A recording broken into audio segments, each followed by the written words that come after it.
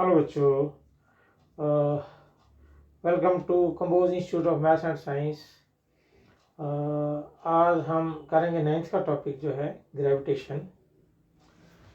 कोई भी बॉडी है इस यूनिवर्स में, बॉडी मीन जिसका मास होता है, तो कोई भी बॉडी है या बॉडी को ऑब्जेक्ट भी बोलते हैं, anything, whether electron, proton, neutron और एटम्स और बिगर बॉडीज़ हैं जैसे सन है, अर्थ है, या दो स्टोन्स हैं या कोई भी वॉल है, everything is known as body, whether small or large. So Newton's law of gravitation जो है, जिसको यूनिवर्सल लॉ ऑफ ग्रेविटेशन भी बोलते हैं, वो कहता है कि every body in this universe attracts each and every other body. मतलब जिन बॉडीज के मासेस हैं वो आपस में अट्रैक्ट करती हैं एक दूसरे को। So it says that every body in this universe attracts each and every other body with a force which is directly proportional to the product of their masses and inversely proportional to the square of distance between them. Means हमारे पास दो bodies हैं, one is this one, another is this one, और इनके masses हैं. Let the mass of first body be m1 and the mass of second body be n2, and they are separated by distance from center to center. That distance is d between them. So there will be a force of attraction between them. इनके बीच में force of attraction होगी। ये body इस तरफ attracted होगी, ये इस तरफ अट्रैक्टेड होगी। दोनों जो बॉडीज हैं एक दूसरे की तरफ अट्रैक्टेड होगी किसी फोर्स से, and that force is directly proportional to the product of their masses. Means पहले मैं इसकी स्टेटमेंट लिख देता हूँ न्यूटन्स लॉ ऑफ ग्रेविटेशन की, या universal law of gravitation. Universal law of gravitation definition: everybody in this universe, everybody in this universe means you go anywhere, attracts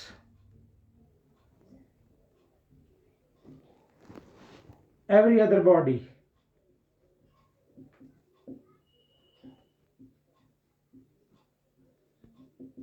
with a force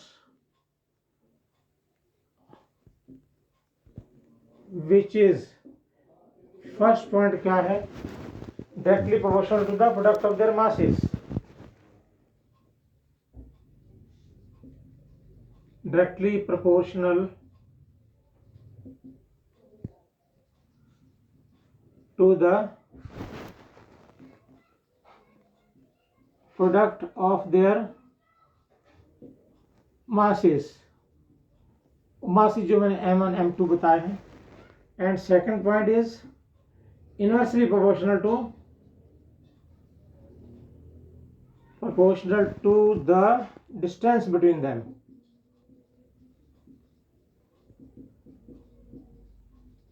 तो मतलब एक मासेस के directly proportional, लेकिन product लेनी है और डिस्टेंस लेना है, और डिस्टेंस के इनवर्सली प्रोपोर्शनल है। It means that f is proportional to m1 multiplied by m2, product of their masses, and f is again inversely proportional, means 1 upon लिखा जाता है, inversely proportional to the square of the distance between them. Now we can combine them on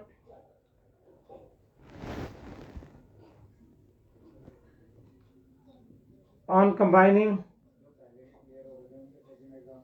we get f is proportional to m1 multiplied by m2 upon d square, and it gives us f is equal to g into m1 into m2 upon d square. This is the mathematical expression of this law, where f equal to g into m1 into m2 upon d square, where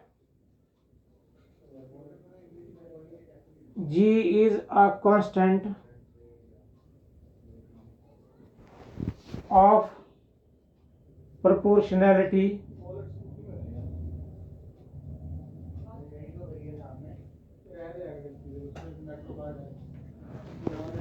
G is a constant of proportionality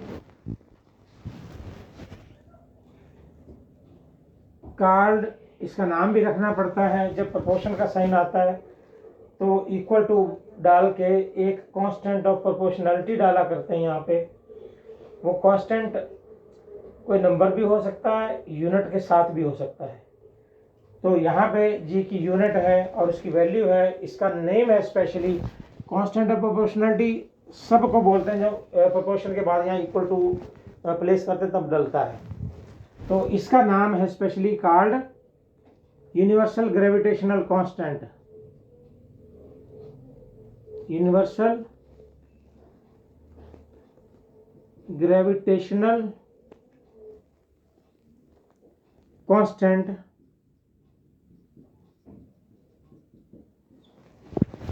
इसकी value है, इसकी unit है। Unit कैसे निकालेंगे इसकी और value कितनी है अभी देखते हैं।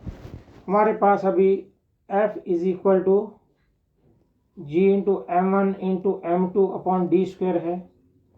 सो we will isolate G from here. कैसे आइसोलेट करेंगे? G को एक साइड पे, बाकी नंबर वो जो एक्सप्रेशंस हैं वो एक साइड पे ले जाइए। So how will we do this? G is equal to F into d square, इस तरफ डी स्क्वेयर क्रॉस में मल्टीप्लाई हो जाएगा। So F into d square upon M1 upon M2 division में चला जाएगा। तो यूनिट क्या बनी फिर? ऐसा यूनिट F होता है force, that is a newton, we write capital N for this, and D is the distance, it is metre square upon kg multiply by kg square. So ये क्या यूनिट बनी? Newton metre square per kilogram square -2 power, ये ऐसा unit है, newton metre square per kilogram square. और इसकी value यहां लिख रहा हूं, value of G is 6.673 multiply by 10⁻⁻11 और ये यूनिट साथ में रहेगी, Newton metre square per kilogram square. Find out किसने करी थी? वो founded this value, it was found by Henry Cavendish.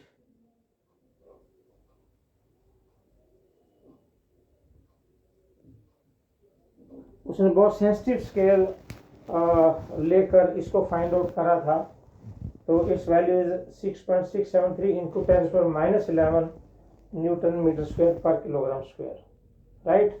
And this is constant. ये जो कांस्टेंट ऑफ प्रोपोर्शनैलिटी होते हैं ये कांस्टेंट होते हैं। Some of them are unitless and others may have any unit. Unit वो एक्सप्रेशन से डिराइव करनी पड़ती है ऑलवेज। तो ये था हमारा universal law of gravitation, also known as Newton's law of gravitation. इसमें ये जो दो बॉडीज हैं,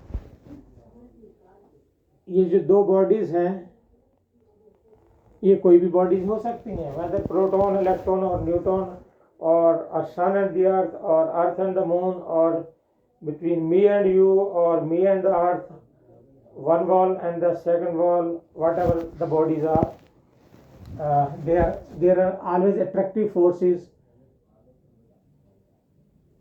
दो प्रोटॉन होंगे उनके बीच में भी अट्रैक्टिव फोर्सेस होंगी। तो मासेस के ऊपर डिपेंड करती हैं। हाँ, प्रोटॉन के ऊपर दूसरी फोर्सेस होती हैं, electrostatic forces, they are different, but gravitational force is always there. तो ये हमारा ये कंप्लीट टॉपिक था। आपको वैल्यू ऐसे यूनिट्स में लेनी है। जब आप न्यूमेरिकल्स करोगे, पुट द वैल्यूज इन ऐसे units, that's all that. Now the next topic is applications of the universal law of gravitation. What does it explain? तो कौन से नेचुरल फिनोमिनन हैं जो अदरवाइज उनका एक्सप्लेनेशन चाहिए, हमें नहीं पता होता, लेकिन हम उसको पता क्या, हम नोटिस तो करते हैं लेकिन कभी ध्यान नहीं देते. तो we can explain this phenomenons with this law. So applications.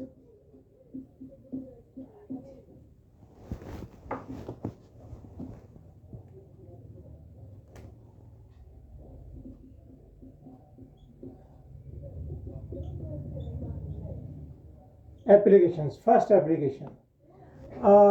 It explains क्या क्या एक्सप्लेन करता है. It explains first point the force which binds us with the earth. एक वो फोर्स जिसकी वजह से हम अर्थ के ऊपर रहते हैं, अर्थ से इधर उधर नहीं जा सकते हैं. We can't move into the space. हम स्पेस में नहीं जा सकते. हम अर्थ के ऊपर स्टेबल हैं, अर्थ के साथ जुड़े हुए हैं, बंधे हुए हैं, अट्रैक्टेड हैं. तो वो फोर्स ये लॉ बताता है. इस फोर्स को हम वेट भी बोलते हैं. Secondly, the force between sun and earth or other planets, earth or all the planets. वो फोर्स जो सन और अर्थ को बाइंड करे हुए, अर्थ सन से दूर नहीं जा सकती, तो वो फोर्स है एक हमारे पास. Third is the force between earth and moon. Earth और मून के बीच में फोर्स है. मून तो नेचुरल सैटेलाइट है, बाकी और हम जो सैटेलाइट भेजते हैं ऊपर स्काई में, तो उनके बीच में भी ये नेचुरल सैटेलाइट है अर्थ का. जो बाकी सैटेलाइट होते हैं जो आर्टिफिशियल हैं, मैन मेड हैं, हम भेजते हैं, आर्यभट्टा, रोहिणी वगैरह भेजे हमने, वो सारे भी इसी फोर्स से की वजह से अर्थ का चक्कर काटते हैं. So the force that between the earth and the moon.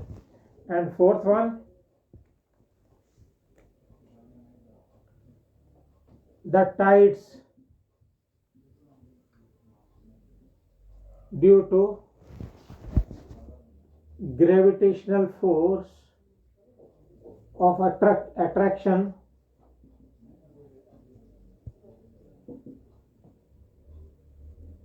on water. Water के ऊपर रहती है. water by the sun or and moon. सन भी अर्थ को अट्रैक्ट कर रहा है अपनी तरफ, मून भी अपनी तरफ अट्रैक्ट कर रहा है. Earth is solid, so it can't move toward the sun और the moon, but water being liquid, और ये अर्थ के चारों तरफ से है, तो जिस तरफ सन या मून आएगा अर्थ के ऊपर, उस तरफ वाटर इकट्ठा हो जाएगा तो हाई टाइड आती है, और अपोजिट साइड पे लो टाइड हो जाती है. तो ये था एक हमारी एप्लीकेशंस जो नेचुरल फिनोमिनन है, which are explained by this universal law of gravitation.